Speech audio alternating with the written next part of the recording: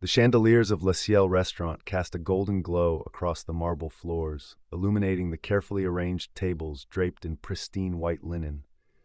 The subtle melody of a violin quartet floated through the air, mingling with the soft clink of crystal glasses and muted conversations of Los Angeles's elite. This was where movie producers closed deals, where tech billionaires celebrated acquisitions, and where the city's social elite came to see and be seen. Through the grand entrance walked a man in worn jeans, a simple black t-shirt, and a weathered leather jacket. His hair was slightly unkempt, falling just past his shoulders, and he sported a beard that hadn't been trimmed in several weeks. Despite his casual appearance, he moved with quiet confidence, nodding politely to the maître, who immediately recognized him and gestured toward a private table in the corner. From behind the bar, André Lambert watched with narrowed eyes. As the newly appointed head waiter of Le Ciel, he prided himself on maintaining the restaurant's impeccable standards. 6 months into his position, André had quickly developed a reputation for exceptional service to those he deemed worthy and cold efficiency to those he did not. In his designer suit and with his meticulously styled hair, André considered himself the guardian of Le Ciel's exclusivity. "Jean," André hissed to one of the junior waiters, "who let that homeless person in? This isn't a shelter." Jean glanced over, then turned back with wide eyes. I don't care who he knows," André interrupted. "Le Ciel has standards. I'll handle this myself." What happened next would leave everyone in the restaurant completely speechless, a moment that would be recounted throughout Hollywood for years to come. Le Ciel wasn't just any fine dining establishment. Perched on the rooftop of one of downtown Los Angeles' most prestigious buildings, it offered breathtaking panoramic views of the city through its floor-to-ceiling windows. The restaurant had opened just 18 months ago and had quickly become the most sought-after reservation in town, with a 3-month waiting list that even celebrities struggled to bypass. The mystery of the restaurant's ownership had fueled endless speculation. While a hospitality group managed day-to-day operations, rumor had it that a silent investor, someone with both immense wealth and impeccable taste, was the true owner who had handpicked everything from the architectural design to the precise shade of blue in the custom-made napkins. André had been hired during a staff expansion 6 months earlier and had risen quickly through the ranks, leveraging his experience at prestigious restaurants in New York and Paris. His ability to recognize important patrons and tailor service accordingly had impressed management, though his colleagues had begun to notice his increasingly dismissive attitude toward guests who didn't fit his narrow definition of elite. Tonight was particularly important. Food critics from 3 major publications were in attendance, along with several influential social media personalities known for their dining reviews. André had spent the afternoon briefing the staff and ensuring every detail was perfect. The man in the leather jacket seemed oblivious to the elegant surroundings as he settled into his corner table, pulling out a weathered paperback book while waiting for his order to be taken. His calm demeanor and the way his eyes occasionally drifted to the city lights suggested a man comfortable in his own skin, unbothered by the curious glances thrown his way. André smoothed down his already impeccable suit and approached the corner table, his expression professionally blank, but his eyes cold. Standing beside the table, he cleared his throat loudly when the man didn't immediately look up from his book. "Excuse me, sir," André began, his tone clipped. "I believe there may have been some confusion. This establishment requires proper attire, which includes at minimum a collared shirt and formal shoes." He glanced pointedly at the man's worn boots. "Perhaps I can suggest several excellent casual dining options nearby that might be more appropriate for your current ensemble." The man looked up, his dark eyes thoughtful rather than offended. He marked his page in the book and set it aside. "I appreciate your concern," he said, his voice surprisingly gentle, "but I'm actually meeting some friends here. I came straight from set, so I didn't have time to change." André's eyebrow arched. "From set? You work in film?" "Something like that," the man replied with a small smile that didn't quite reach his eyes. "Well, regardless of your occupation," André continued, "Le Ciel has certain standards we must maintain. Perhaps you could return another evening when you're properly attired." From a few tables away, Jean watched the interaction with growing horror, trying desperately to catch Andre's attention. But the head waiter was focused entirely on removing what he perceived as an unwelcome element from his perfect evening. "I understand the importance of standards," the man replied calmly, "but I've dined here before, and it hasn't been an issue." "That was before I became head waiter," Andre replied. "Things have changed. We've become more selective." The man considered this for a moment, then nodded slowly. "I see. Well, would it be possible to speak with the manager? I'd like to understand these new policies." Andre's smile turned sharp.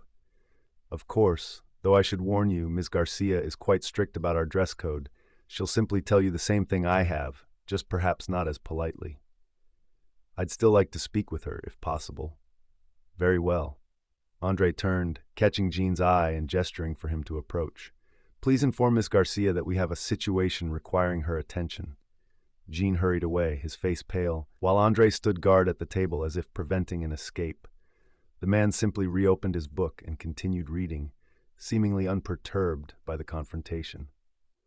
5 minutes later, Elena Garcia, the general manager, approached the table with John trailing behind her. Her usually composed expression was replaced by one of barely concealed panic. "Mr. Reeves," she said warmly, ignoring Andre completely, "it's wonderful to see you again. I hope everything is to your satisfaction." Andre's smug expression froze, then slowly transformed into one of dawning horror as he processed what he'd just heard. Keanu Reeves, one of Hollywood's most beloved actors, known as much for his kindness and humility as for his iconic roles. "Everything's fine, Elena," Keanu replied with a gentle smile. "Just a small misunderstanding about the dress code." Elena shot a withering glance at Andre. "There seems to have been a serious error in judgment.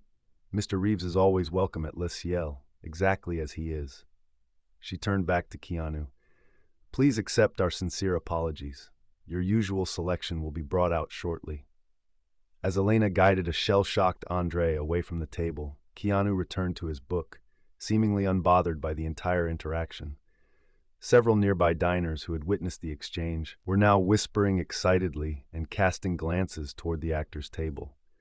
In the kitchen, Elena's professional demeanor dropped completely. "Do you have any idea what you've done?" she hissed at Andre. "That is Keanu Reeves. Not only is he one of the most respected actors in Hollywood, but he's also—" "I know who he is," Andre interrupted, his face flushed with embarrassment. "I didn't recognize him with the beard and casual clothes. I'll apologize immediately." "No," Elena said firmly. "You've done enough damage. June will take over his table. You stay away from him for the rest of the evening." Andre nodded stiffly, his pride wounded but aware that he'd made a serious mistake. He retreated to the bar, trying to focus on other patrons while avoiding looking toward the corner table where Keanu sat. The evening progressed, and Andre gradually regained his composure, telling himself that even the best in the business occasionally made mistakes. He was careful to be extra attentive to his other tables, hoping to salvage his reputation with Elena. An hour later, the restaurant doors opened again, and a group of 4 people entered. Andre recognized them immediately: acclaimed director Greta Gerwig, actor Michael B. Jordan, and screenwriters Charlie Kaufman and Sofia Coppola. They were led directly to Keanu's table, where warm greetings and hugs were exchanged. From his position near the bar, Andre watched as the group engaged in animated conversation, their laughter occasionally rising above the restaurant's ambient noise. What caught his attention, however, was how the staff interacted with them. Elena herself brought over a bottle of wine that wasn't on the menu, and the executive chef emerged from the kitchen to personally discuss their meal choices. "They're discussing the anniversary," Jean whispered as he passed by Andre with a tray of drinks. "Anniversary of what?" Andre asked. "Of the restaurant," Jean replied, with a look that suggested Andre should already know this. "It's been 18 months since Mr. Reeves opened Le Ciel." The crystal glass Andre was polishing nearly slipped from his fingers. "What did you say?" "That's why I tried to stop you earlier," Jean continued, a hint of satisfaction in his voice at Andre's shock. "Keanu Reeves is the owner. The whole mystery investor thing is because he doesn't want people coming here just to see him. He wants the restaurant to succeed on its own merits." Andre felt the blood drain from his face as the full implications hit him. I tried to throw the owner out of his own restaurant? For not being dressed properly, John confirmed. Yes, you did. Andre watched as Keanu laughed at something Michael B. Jordan said, completely at ease and showing no signs of distress from their earlier interaction. Somehow, that made Andre feel even worse. Does everyone know this except me? Andre asked. Only the staff who've been here since the beginning. Ms. Garcia said Mr. Reeves prefers to keep it quiet. He comes in about once a month, usually dressed casually, sits in the same corner, reads his book, and observes. Sometimes he brings friends, sometimes he dines alone. He's always polite to everyone. Jean gave Andre a pointed look before continuing to his table. Andre stood frozen, contemplating how thoroughly he had jeopardized his career in a single interaction. After an hour of internal debate, Andre decided he needed to personally apologize. His career at Le Ciel was likely over regardless, but his professional integrity demanded he acknowledge his mistake. He waited until Keanu stepped away from his friends, heading toward the restrooms, before intercepting him in the quiet hallway. Mr. Reeves, Andre began, his usual confidence nowhere to be found. I wanted to apologize for my behavior earlier. It was unprofessional and disrespectful. Keanu studied him for a moment, his expression unreadable. What's your name? Andre Lambert, sir. How long have you worked here, Andre? 6 months. I was hired during the expansion. Keanu nodded thoughtfully. So you didn't know who I was, either as an actor or as the owner? I recognized you as an actor once Ms. Garcia said your name, Andre admitted. But I only learned about your ownership of Le Ciel afterward, though that's no excuse for how I treated you. Why did you approach me the way you did? Keanu asked, his tone curious rather than accusatory. Andre considered lying, then decided the truth was the only option. Because I judged you based on your appearance. I saw your clothes and assumed you didn't belong in a place like this. And what kind of people do belong in a place like this? The question caught Andre off guard. Well, people who appreciate fine dining and... He trailed off, realizing how empty his criteria sounded when spoken aloud.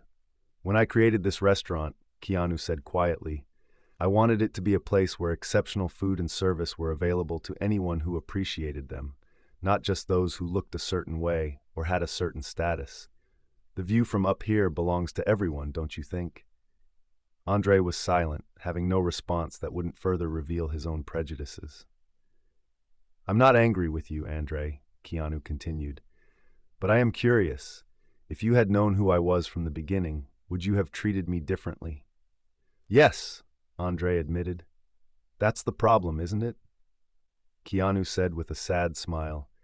We change how we treat people based on what we think they can do for us, rather than treating everyone with the same respect from the start. The simple truth of this statement hit Andre like a physical blow. He had prided himself on his ability to identify important people and tailor his service accordingly, essentially admitting that he gave better service to those he deemed worthy. I don't know what to say, Andre finally managed. You don't need to say anything, Keanu replied. Just think about it. We all make mistakes, myself included. What matters is what we learn from them. He glanced back toward the dining room. I should get back to my friends. Of course, Andre nodded. Thank you for your time, and again, I'm truly sorry. Apology accepted, Keanu said, then added with a slight smile. Nice suit, by the way. As Keanu walked away, Andre remained in the hallway, processing the interaction. He had expected anger, or at least the cold professional dismissal he himself would have delivered in similar circumstances. Instead, he'd received genuine engagement and wisdom. For the remainder of the evening, Andre observed Keanu and his friends from a distance. Despite being one of Hollywood's most recognizable stars and the owner of one of LA's most exclusive restaurants, Keanu treated every staff member with the same warm respect, from Elena down to the busboys. He remembered names, asked about families, and listened attentively to recommendations. When a young waitress accidentally spilled water on the table, Keanu quickly helped mop it up, assuring her it was no problem, while his celebrity friends continued their conversation without missing a beat, as if this behavior was entirely normal and expected. Near closing time, Elena approached Andre at the bar. Mr. Reeves would like you to join them for a moment, she said, her expression giving nothing away. Andre followed her to the corner table, where only Keanu remained, his friends having departed. The actor gestured to the empty chair across from him. "Please, sit down." Andre complied, bracing himself for what he assumed would be a formal termination. "Elena tells me you've been working here for 6 months," Keanu began.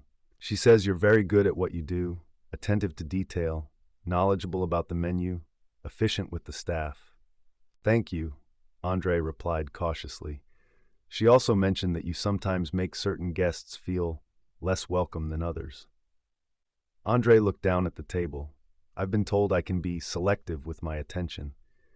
"I became an actor because I wanted to tell stories that connected people," Keanu said, seemingly changing the subject. "To remind us that beneath our different exteriors, we all share the same basic hopes and fears and dreams. But in Hollywood, I've seen how quickly people can be sorted into categories based on their perceived value." He leaned forward slightly. "A good restaurant, like a good story, should bring people together, not reinforce the divisions between them. Do you understand what I'm saying?"